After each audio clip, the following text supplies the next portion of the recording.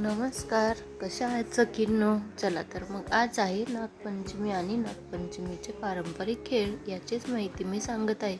इथं तर कोण करत नाही आहेत, खेळ खेळत नाहीत, पण माझ्या गावी खूप छान करतात. खूप छान. आज आठवण आली, पण इथंच होतो त्यामुळं म्हटलं चला आपण सण आणि शृंगार तर करून घेऊया. म्हणून मग भावाच्या उपवासा दिवशीच मेहंदी काढली होती आणि साडी काही कुठं वारुळाला ते नव्हतं जायचं, त्यामुळे मी ड्रेसच घालून आवरलं होतं. नवीन गोट बांगड्या पण घेतल्या होत्या, पण गोटच घातले ड्रेसमुळं आणि असंच आवरलं होतं. आणि नागोबा तांदळानेच काढला होता. नागदेवतेची पूजा केली, रोजची देवपूजा केली आणि भावाच्या उपवासा दिवशी अशी पूजा केली होती. दुसऱ्या दिवशी आमच्यात मग दिंड करते आणि नैवेद्य दाखवते.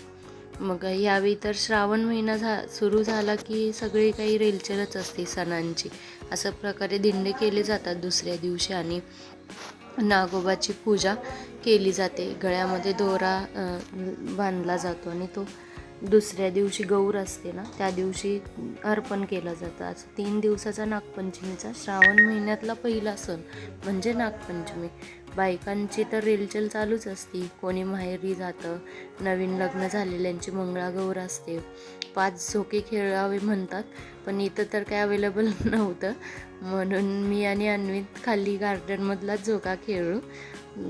प्रथा आहे आपल्याकडं, तर म्हटलं पूर्ण जरी फॉलो नाही करता आली, पण परंपरेनुसार जेवढं काही होतं तेवढं तरी आपण किंवा त्याचं स्मरण जरी केलं तरी चालतं. त्यामुळं आम्ही खालीच झोका खेळलो. इथं गाणे वगैरे कोण म्हणत नाहीत किंवा मंगळागौरीचे ज्या त्या ठिकाणीच फंक्शन होतात. पण आमच्या गावाकडे बघा अशी काही धमाल असते. गौर असते. खूप छान. बाईक म्हणजे माझ्या सासूबाई तर सांगत होते की आम्ही तर खूप खेळ खेळायचो.